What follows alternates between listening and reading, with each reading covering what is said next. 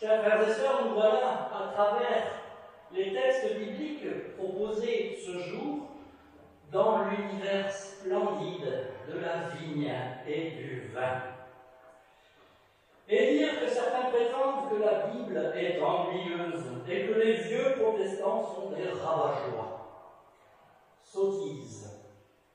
Quel bonheur de parcourir ces textes parsemés de vignes, de pressoirs, d'enclos, de cèpes, de sarments, de fermer les yeux. Fermez les yeux. Vous êtes dans un temple, il n'y a rien à voir de toute façon. Fermez les yeux et imaginez-vous.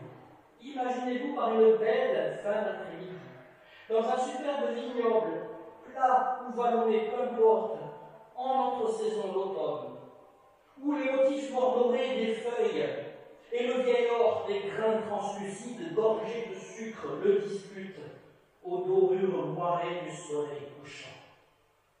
Vous y êtes, vous sentez cette odeur, cette puissante odorante qui monte du sol, les relents de sous-bois les plus parfumés, les effluves les plus minérales, qui annoncent déjà le bouquet du sublime breuvage à venir, bientôt partagé avec de bons amis au bon moment. Oui, frères et sœurs, si nous fermons les yeux, nous y sommes dans ces vignobles. Dans ces vignobles de la Bible, dans ces vignobles de chez nous. Quelle importance au Pic Saint-Loup ou au Königsbourg, vers les hospices de Bonn. Nous y sommes, dans ces paysages, dans ces textes, envahis par une sensation de bien-être naturel, de communion avec la nature, avec la terre. Que c'est beau! Ça vaut tous les synodes sur l'écologie. Alors maintenant, vous allez rouvrir les yeux. Vous ouvrez les yeux et regardez autour de vous. Que voyez-vous? Des gens, des humains, des semblables. Alors tout de suite, c'est moins romantique. Et oui, hélas, la vigne n'est pas le désert. La vigne est peuplée. La vigne est habitée. Qui dit vigne, dit aussi vigneron. Et, pardon par avance s'ils s'en trouvent dans cette digne assemblée, ceux de la Bible, ils sont particulièrement mauvais. Ceux de l'Ancien Testament, comme ceux du Nouveau. Il n'y en a pas un pour rattraper l'autre.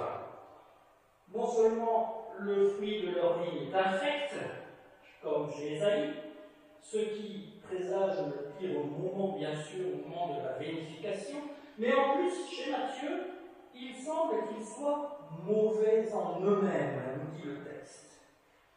Et quand on parcourt un petit peu les différentes Bibles en français, qu'on regarde les titres qui sont donnés, eh bien, chez Matthieu, on trouve la parabole des mauvais vignerons, les vignerons méchants, la parabole des vignerons meurtriers, les métayers révoltés.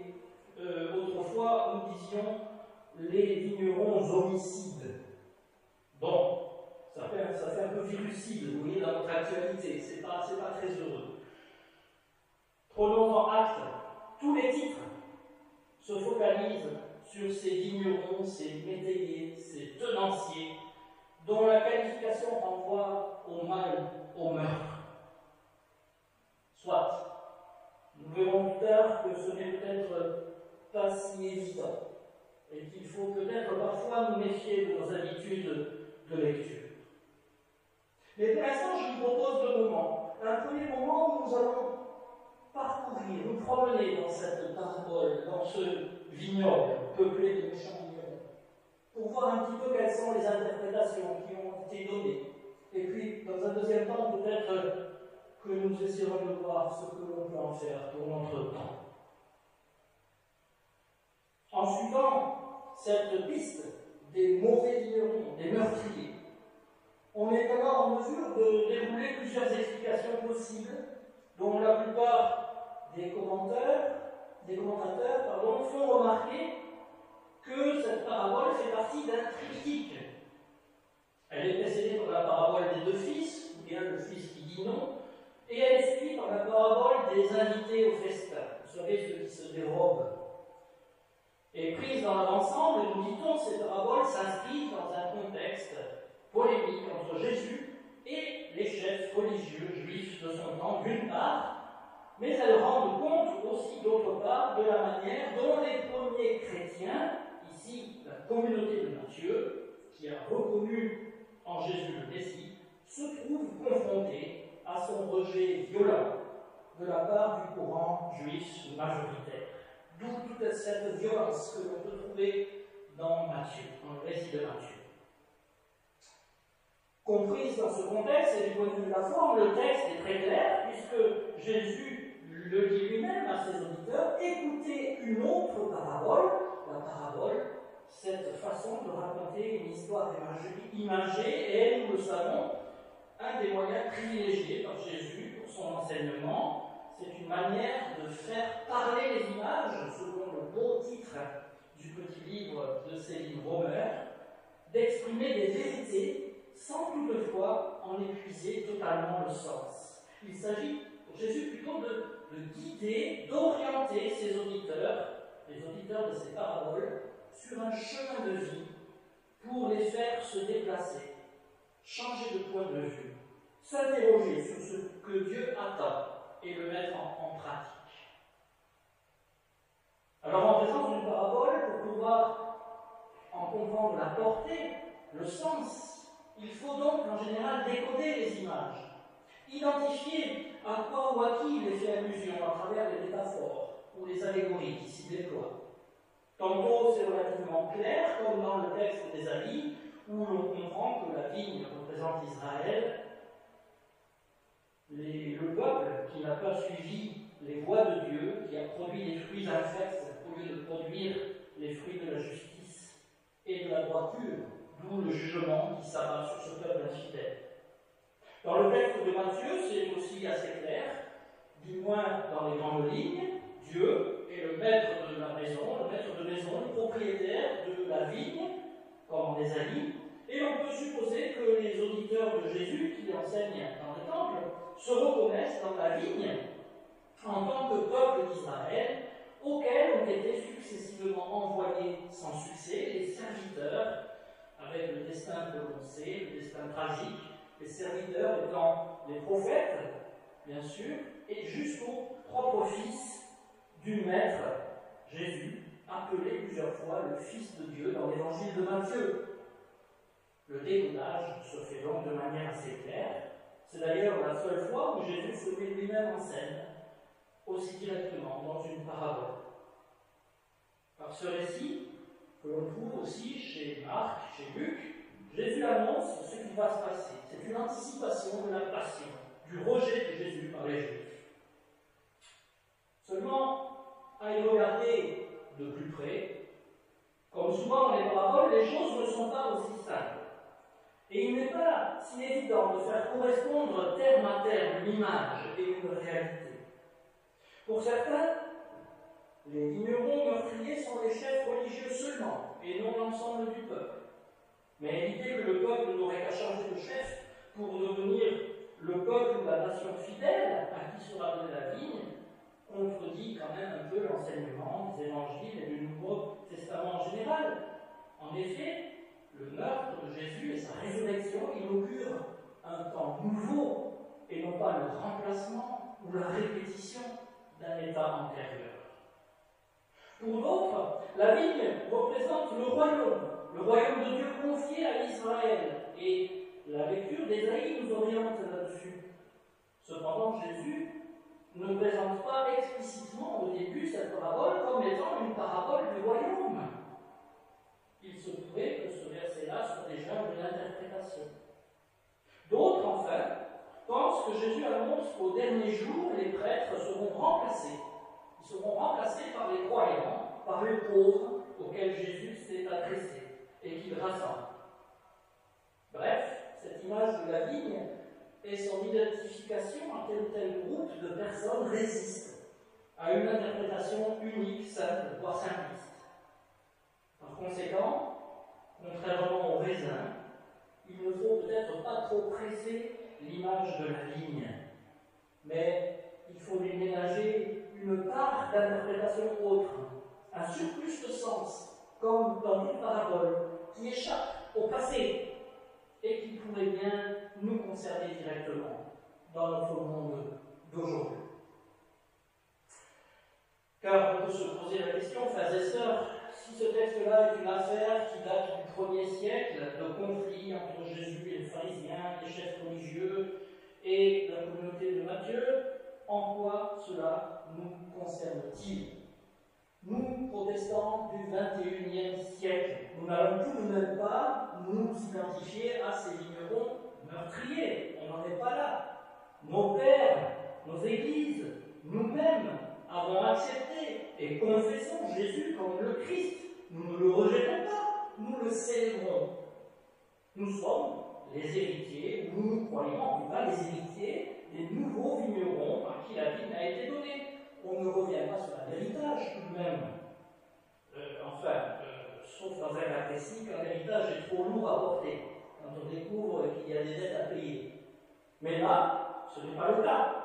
Et la bonne vieille théologie évangélique de nos cantiques le répète bien assez, Jésus a tout payé. Alors, certes, tout cela peut se concevoir. Notez cependant que ce dernier argument n'est peut-être pas le plus rassurant pour qui cherche à comprendre en profondeur la nature de notre relation à Dieu. Et le fait même de se poser la question de notre dignité, de notre fidélité, de notre qualité d'héritier, a quand même de quoi nous déstabiliser un peu. Sommes-nous les héritiers? Sommes-nous si fidèles que ça? Sommes-nous meilleurs, au fond, que ces vignerons homicides? Et puis, il y a dans cette parabole, et celle-ci n'échappe pas à la règle, des choses qui ne collent pas, des extravagances, qui ne doivent pas cesser de nous interroger. Du côté des vignerons, bien sûr, mais aussi, quand même, beaucoup, en ce qui concerne ce maître de maison, que Jésus appelle un peu plus loin le Seigneur de la vigne. Observez l'énergie qu'il consacre à son entreprise. Et là, il y a un parallèle avec le texte d'Ésaïe. Dans le texte de Matthieu, il y a pas moins de 4 verbes qui décrivent son acharnement. Il plante sa vigne, il met une clôture, il creuse un pressoir, il construit une tour. Le texte laisse entendre que c'est lui-même qui fait tout ça. Et après, il part. Il part comme s'il se désintéressait de cette œuvre qui lui a pris toute cette énergie. C'est un peu étrange quand même. Et ce n'est pas tout. Son acharnement, sa détermination confine à l'aveuglement. Il missionne, c'est le mot qui est employé ici et qui a donné apôtre en français. Il missionne des serviteurs, une première série, pour récolter la vendange. C'est un échec. Mais tout de suite, à nouveau, nous dit le texte, immédiatement, il envoie, il missionne une deuxième série, plus nombreux. Si ce n'est pas de l'entêtement, nouvel échec. Car cela ne tienne, ce fou, car comment qualifier le pari qu'il fait sinon un acte de folie, ce fou envoie son propre fils, comptant sur une lueur de respect et de crainte de la part de ses assassins, qui, eux, relèvent d'un autre type de folie, la folie meurtrière, la pulsion de mort. Ne faudrait-il pas, frères et sœurs, changer le titre complètement de cette parabole et arrêter de parler de la parabole des vignerons meurtriers, mais plutôt la parabole du viticulteur insensé? Je milite pour un changement de titre. Les deux se tiennent. Et on constate un beau parallélisme dans la furie de l'un qui plante, qui clôture, qui creuse, qui construit, et des autres qui saisissent, qui battent, qui tuent, qui lapident. Comme si on avait affaire à deux postures, deux univers mentaux étrangers, hermétiques l'un à l'autre. Et je crois, frères et sœurs, que c'est bien cela qui doit nous interroger ce matin, nous bousculer aujourd'hui. que cette parabole nous dit quelque chose du grand projet de Dieu pour nous, de la création à la rédemption, sur la manière dont il veut que les humains occupent le monde et l'Église et le but qu'ils doivent poursuivre. Car la vigne pourrait tout aussi bien désigner la terre habitée que l'Église. Cultiver et rendre un culte ont la même racine étymologique. Cette vigne, c'est à la fois notre culture, ce que nous essayons de cultiver d'être, et en même temps, c'est notre culte, celui que nous essayons de rendre à Dieu. Et cette parabole nous dit quelque chose sur cette manière d'habiter et notre culture et notre culte. Et l'on voit bien, à ce moment-là, comment le texte peut s'éclairer autrement. Ce que peut nous dire cette parabole, c'est qu'après avoir institué l'humain comme un gestionnaire, comme un gérant de la création, Dieu s'est retiré, Dieu s'est absenté, mais non pas à la manière du Dieu de Voltaire, qui disait, vous savez, l'univers m'embarrasse, et je ne puis songer que cette horloge existe et n'est point d'horloger. Pour le philosophe, une fois l'horloge fabriquée, eh bien l'horloger n'intervient plus. Non, ici, au contraire, l'horloger, si j'ose dire, a une attente. L'horloger attend le moment, le kairos dans le texte grec, de récolter les fruits de la vigne, ce moment sacré des vendanges qui voit l'accomplissement de tout l'amour, de toute la patience, de tous les soins qu'il lui a fallu déployer. Et si Dieu se retire, c'est bien parce qu'il veut faire à tout prix confiance à ses vignerons. Il leur laisse une entière autonomie de moyens dans leur culture et dans leur culte. Au fond, Dieu fait un pari fou, un pari insensé. Il prend un risque inouï, celui de croire en l'homme. Voilà une folie de Dieu. Mais le texte biblique nous le montre bien. Nous ne sommes pas vignerons d'aujourd'hui, pas plus que ceux d'hier, à la hauteur des espérances divines. Notre péché, nous, habitants de la terre, membres d'Église, est d'avoir cru ou de croire pouvoir mener une vie en totale autonomie. Nous nous misons en nous-mêmes, que notre raison, notre intelligence, notre technique nous suffisent pour vivre pleinement, parce qu'elles se suffisent à elles-mêmes. Et nous oublions notre statut de créature, à jamais lié à leur Créateur, notre statut d'image de Dieu. Reprenons la parabole. C'est quand il voit l'héritier, quand il voit le fils, quand il voit l'héritier, qu'il voit à travers lui le propriétaire.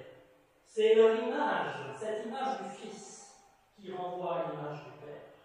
Et là, les vignerons prennent conscience de la folle liberté dont ils peuvent faire usage. Se voir nous aveugle.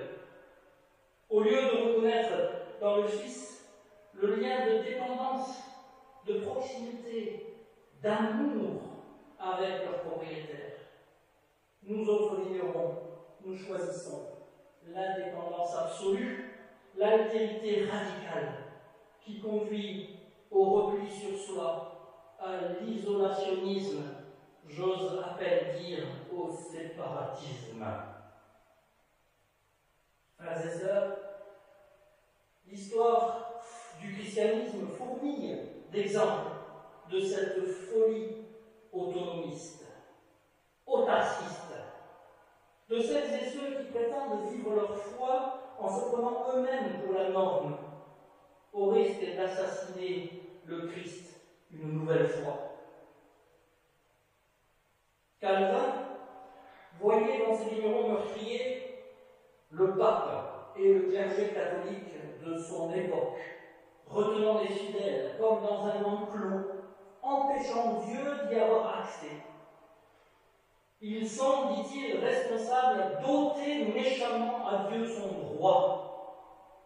Et, dit-il, qu'encore maintenant ils sont prêts de mettre à mort le Fils, même si en fin de compte, ils ne demeureront pas impunis parce que Dieu se lèvera quelques jours pour faire la vengeance et maintenir son droit. Ainsi, pour Calvin, les méchants vignerons, eh bien, ce sont les autres. Toujours dans la nuance, Calvin, le pape, les archevêques et les évêques et les autres. Ce qu'ignorait Calvin, c'est que certains de ses successeurs feraient de même, emprisonnant les fidèles, non dans des rites romains, superstitieux et mariolâtres, selon son point de vue, mais dans des doctrines figées et autosuffisantes, empêchant là encore Dieu d'accéder à ses fidèles. Alors vous connaissez peut-être cette histoire drôle qui circule parfois chez les théologiens. Il faut se méfier parce que ce qui est drôle pour les théologiens, en général, n'est pas forcément pour le reste du commun des mortels. Mais vous connaissez peut-être cette histoire. Ça se passe chez les théologiens qui ont l'habitude du dialogue œcuménique. Voilà qu'un jour, l'un d'eux, un théologien catholique romain, meurt.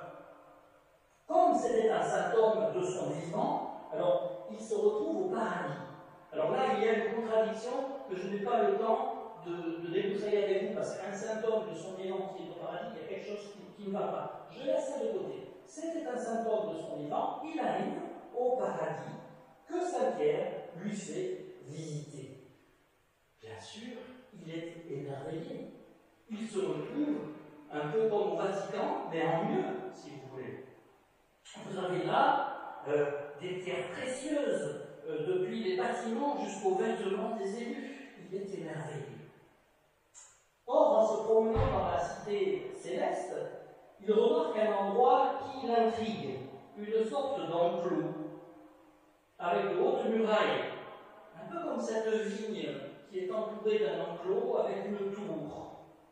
Oui, il remarque cet enclos, comme l'enclave avec à l'intérieur des gens vêtus de noir, comme des corbeaux, comme James et moi aujourd'hui, et néanmoins dans un état parfait de béatitude, comme les autres habitants du paradis. Il interroge donc Saint-Pierre, qui lui explique volontiers: « Ah, ceux-là! Mais oui, ce sont les calvinistes, ceux qui croient à la prédestination. Ils s'imaginent qu'ils sont tout seuls ici. Ne vous montrez pas trop, vous leur feriez de la peine. »